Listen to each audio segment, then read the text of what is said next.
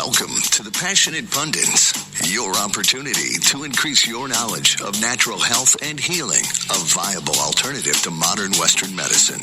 With your host, holistic chiropractor Dr. Juliadeer and nutritional consultant Deb St.Hilaire.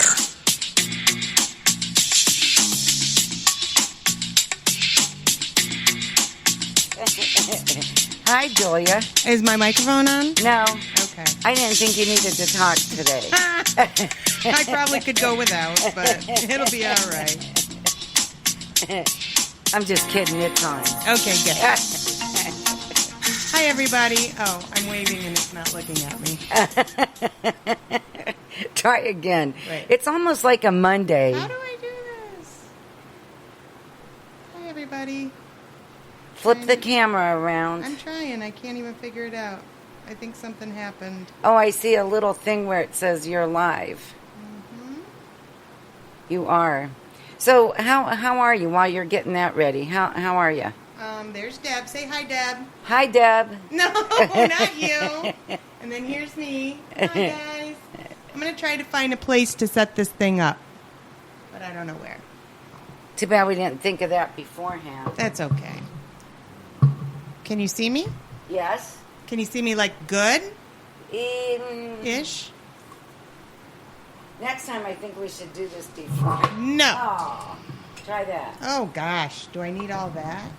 There, that's so much better. Is it? Yes, yes, And you can see me? yes, And everybody can see me? yes. Wait. I keep mucking with it. Give me 1 sec, guys. Sorry. So, it's almost the end of summer. It's August. How do you feel about that? I feel like this Doggone is it. crap. Let me use your beautiful W4 Divas paperweight. I'm looking for stuff down. Ooh. All right. Is it on? Is it on me? Is the camera Yes, on me? Yes. Am I in the center of the frame? Yes, but so's the microphone. Can I do this? Yes. I got it? Yeah, yeah. Hi, everybody. Okay. And I'm next good. time we have to do that beforehand. No, we don't. Everybody can just laugh at us for a minute. So I'm glad everybody who's here is watching. Welcome. Yes, me Passionate too. Pundits. Here we are. Here we are. And you asked me about August and how I Yes. feel about August. Yes. It's been a week already. And I didn't know we were in August. So I guess, I don't know, I have not much feelings about August. Other than it's been sweltery and off and on cold and rainy. And so everybody and their brother's been coming into the office with spleen issues again. Oh, Again no. with the spleen. You know, I really wanted to. I'm glad that you said that because something that you said on a past show about not drinking ice cold liquids because it's not good for your spleen. Right. Is that the problem? It could be. I think it's twofold. I think personally, the spleen just does not like cold, damp weather. But then on top of that, we're all drinking the cold liquids on the hot days. So it's going back and forth. It's cold and damp, and then it's hot and humid. And then it's cold and damp, and then it's hot and humid. So on the hot and humid days, the spleen doesn't even get a break because we're all drinking like super cold ice water, and the spleen's just going, because it hugs right up against that stomach. So it knows. It knows. So it doesn't like that much. So I always stick with kind of room temperature, lukewarm water. A lot of people like that ice cold, and I get it because it does, make the water taste better sometimes. But it's just not good for your spleen. And when it's going back and forth like this with this weather, you just have to be diligent in keeping your spleen healthy. So warmer liquids, warm teas, soups. But, you can also do movement. Movement helps the lymphatics keep running. And dry body brushing is always really good for your spleen. And what people describe to me for symptoms of spleen problems is when they come in, they're like, you know what? I'm just aching. I'm just head to toe sore all over. Every joint aches. I feel like I'm 100 years old. That's kind of like classic spleen symptoms because the lymphatic system goes throughout that entire body. So, I'm sorry, I'm being OCD. Am I still in frame? Because my phone moved a little. Yeah. I don't believe you. You are. Don't worry. I got it. Do I need to you move? are perfect, actually. Okay. All it's right. just this isn't. Keep talking. I don't know what to There. say. Okay.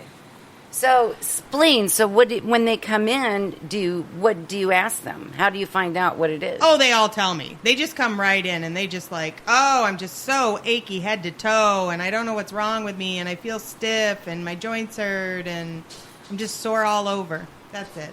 That's all. That's lymphatics. Like, in a nutshell, that's lymphatics. So what do you do? So I adjust for the spleen. I try to correct any of the dysfunction of that organ system. I do the reflexology points through chiropractic manipulative reflex technique and try to get the spleen functioning as optimally as possible. We always want to make everybody as optimal as possible, which is, the intention of all chiropractic.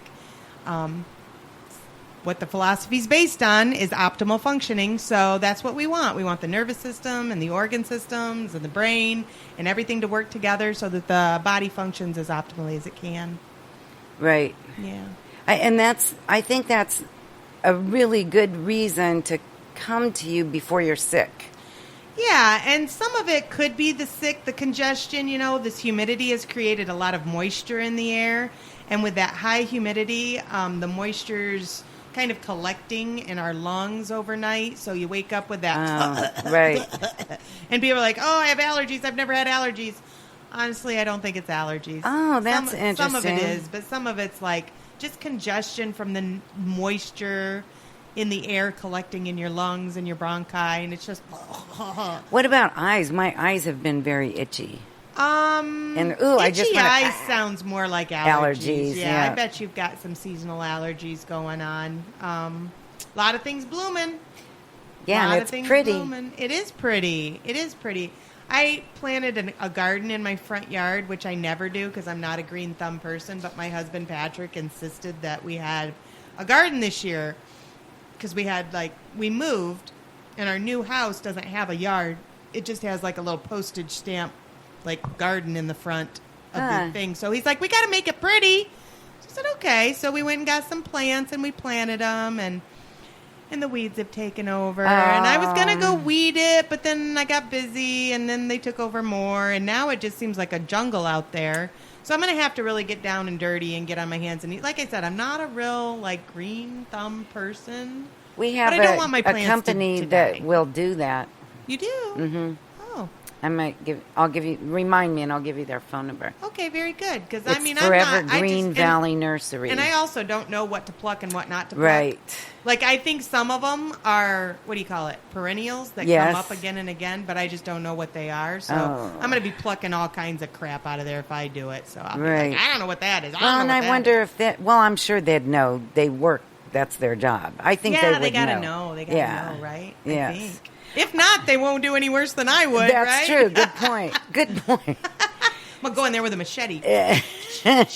Or a lawnmower. Yeah. A weed eater. Ooh, lawnmower. I like that idea. Just right down. Patrick might not like that. So but they're we've pretty. always had a garden. Yeah. Flowers or vegetables? Both. Oh, that's nice. Yes. It's really nice. We have a big vegetable garden in the it's really the back of the house, the roadside. And a couple flower gardens there, and then a couple in the front too. But the front ones, there was a creeping plant, and it just kind of took over. Somebody told me it once there's something smothered called everything. creeping Charlies. Yeah. So I call everything that creeps a creeping Charlie. This was a creeping phlox. Say that 3 times fast. I don't even know what you said. BHLOX, and it floxed all over the place. So anyway, spleens. What about, does anybody ever come into you with heat exhaustion or anything? No, I think if they get to that point, they probably should go to the emergency room. That's not really something I see. If somebody's in that kind of a situation, that's more of a medical emergency. You'd have to go to, your closest, nearest clinic or hospital. Heat exhaustion is can be very serious. So because things start shutting down, huh? Right. Yeah, I mean, I have had things walk through my door that I'm like, okay, you need to turn around. Good, yeah. Walk back out, go to your nearest emergency room. I had a woman who walked into me. This was many, many years ago when I first came out into practice. And I've always been able to tell when people are ill. Like, I just can look at them and their pallor and their complexion and their, how emaciated they are or whatever. And I can tell when they're ill. I know that. It's not an aura. I don't see an aura. I wish I could say that. I could be so cool if I could see an aura. But it's not that. But I just know that they're sick. Just like my kids, They try to pull that, oh, I'm sick today, Mom, for school. I'm like, no, you're not. Look me in the eye. No, you're not. Get up. Because I can tell. Right. But I had this lady walk into my office one time, and it was a friend of one of the ladies that worked for me. And she's like, my friend is really, really sick. And I told her you could help her. And I want her to come. She won't go to the doctor, but she'll come to you. And I said, okay, that's fine. And I love that. She won't go to the doctor, but she'll come to me. But hello doctor. But I love that. That's cool. I'm okay with that. So she comes in, and I took one look at her, and I was like, oh my gosh, death walking. Oh dear. Like, literally, her eyes were sunk back in her head, and they were such dark circles, and her skin was almost a green pallor, and she was just I just can't even describe it. She just, like, I was surprised she didn't have the smell of death about her. She just was so... There was something seriously wrong. So she gave me her health history, and I'm sitting there, and I'm listening to her, and I'm like, oh, my God. I said, well, lay on the table. Let me see what I feel. But I made her lay on her back. I always make people lay on their back first, which really confuses people, though.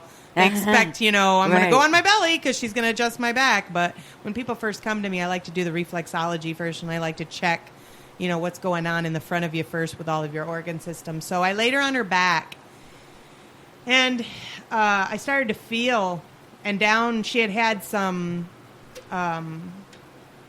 abdominal surgery in the past. And most recently, she had unfortunately lost a child before birth. So, baby was stillborn. They had to take the baby at about 4 to 5 months. And she, completely lost it mentally. Her family was devastated because she was completely withdrawn, it was like a curtain had just shut down over her. So she wasn't eating, and she wasn't drinking, and she wasn't living, and she was death walking.